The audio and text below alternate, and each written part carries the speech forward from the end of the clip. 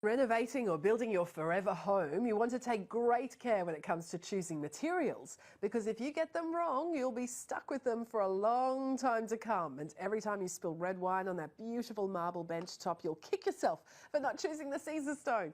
Interior designer Frances Cosway from White Pebble Interiors is the author of Your Forever Home. There it is. And she joins us now with her guide to getting materials right the first time. Frances, this is such a good idea. Thank you for this, for joining us. Just tell us, is there a checklist that you need to go through when you're choosing materials and finishes? What should you ask yourself? Good morning, Bridie, and thanks for having me on the show again. And absolutely, with materials, there's definitely things to think about from a checklist perspective. And I suppose the three that I really focus on with my clients and what people should look at is one, the functionality and what you really need to anticipate and expect that material to actually how you want it to perform for you, and also the longevity, so how long you really are expecting it to last.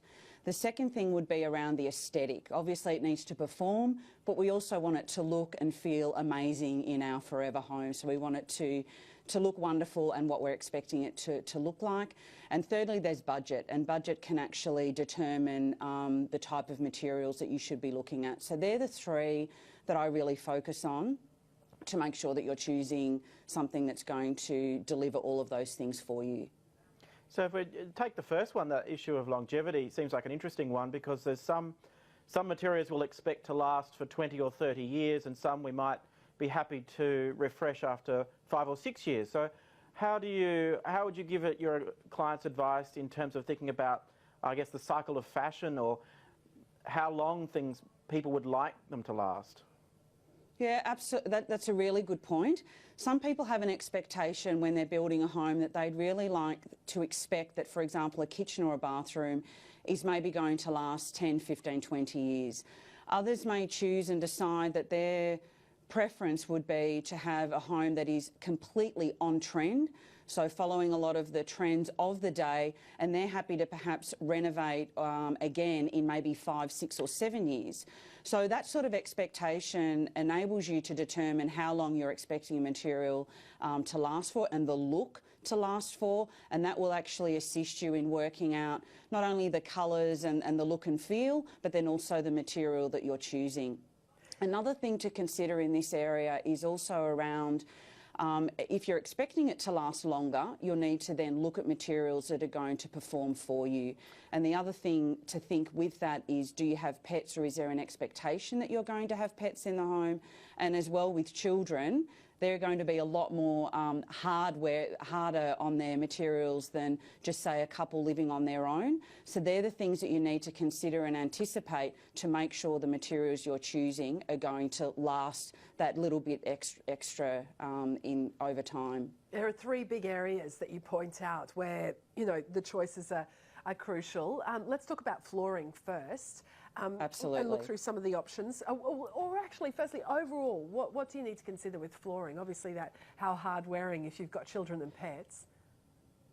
Absolutely, Bridie. And look, flooring is important for many different reasons, and I suppose it's the foundation for the interior of your home. So when you're looking at the floor, not only does it need to perform, because it's something that we're walking on a daily basis, it takes up a large area of our home, so we need to work out exactly how it's going to be looking.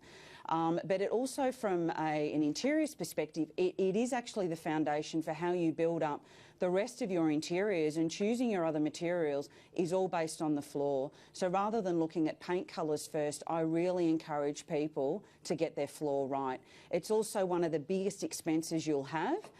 From an interiors perspective, you'll probably spend more on your floor than anything else, and it's difficult to retrofit. So to actually have your floor replaced later on is not only such a headache getting everything out to do it, but it may be that a material that you maybe want in the future is not appropriate anymore. So to get it right first is really, really important. So Frances, does that mean you're often finding yourself having difficult conversations with clients, asking them to be realistic about wear and tear, or the extent to which they want to mop every day, or what regime they want to be involved with in terms of keeping their floor looking great?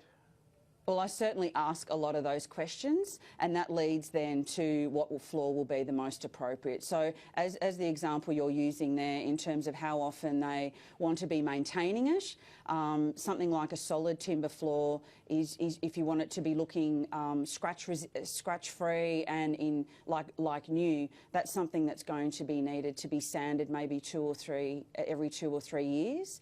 Where if you're looking at an alternative flooring such as tile, that is really easy to mop.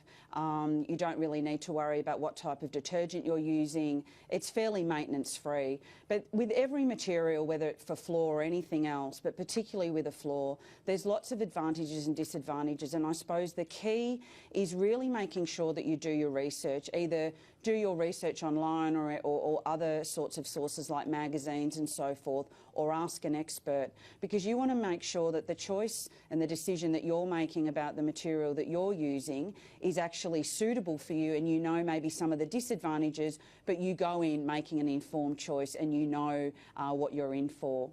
Just looking at some timber now, solid timber versus engineered timber. Where Yes. do you sit on that? I think we're looking at some engineered timber actually outside at the moment. Okay. So look, solid timber, I'll talk about both if you like, Bridie. So solid timber is exactly that. It's a solid piece of timber. It's generally about 10 to 12 mil thick, and it's generally adhered directly onto the slab or another type of substrate. The advantage with solid timber, it's a completely natural product. It's able to withstand lots of heavy wear, and the beauty with it is it can actually be sanded back and basically brought back to new, as you probably see in older style properties, properties that are over 100 years old that have got a hardwood floor, that just gets sanded back and repolished, and it looks so like good. absolute new. It looks just incredible, doesn't it? So that's the beauty with solid timber. With an engineered timber, which is very, very popular at the moment for many different reasons, it's actually pre-finished. So it means that you don't need to have the timber climatised, because timber naturally expands and extracts. So that needs to sit in a house, a solid timber needs to sit in the house to climatise before it's actually laid. So it's a longer duration to get your solid timber floor actually installed. Where engineered timber is already pre-finished, it's already got a coating on it, so once it's actually laid, it's ready to walk on, it's ready to go. What people need to be aware of though with an engineered timber is it is real timber, but it's actually applied to a substrate generally of plywood, and it's got a 2 to 6 mil layer of timber on top. So obviously it's not something that's going to withstand really deep scratches, and you're only really going to be able to sand that back over the lifetime of that product, maybe 2 or 3 times maximum, where with solid timber, it's really never ending as to how many times you can sand that back. The advantage though with the engineered timber is it comes in a varying range of finishes. So you may like a finish like Japan black, or a whitewash, or a grade finish timber, and that's not actually available in a natural timber, solid timber variety. So you're able to get more choice with an engineered timber in terms of colourways and the width of the board. Wide boards are very popular at the moment, and that's available in an engineered timber. So there is a little bit more choice, but you need to then understand what the disadvantage may be. Another thing with engineered timber is you get generally a warranty of up to 25 years, and that's obviously really appealing to people that are looking at having something that they want to last. But it just weighing that up, some people are absolutely cannot be swayed from a solid timber product. So it's just looking at the advantages and disadvantages for your lifestyle. So Frances, in the kitchen we've got a whole range of choices which have similar technical requirements. Can you give us your thoughts on how you advise clients, or what you'd ask us to think about when we start looking at things like bench tops? Okay, so there's such a great selection of benchtop materials out there, and I suppose one of the very Popular ones at the moment is a reconstituted stone. The main brand name in Australia is Caesar stone, but that's really a brand name for a reconstituted stone.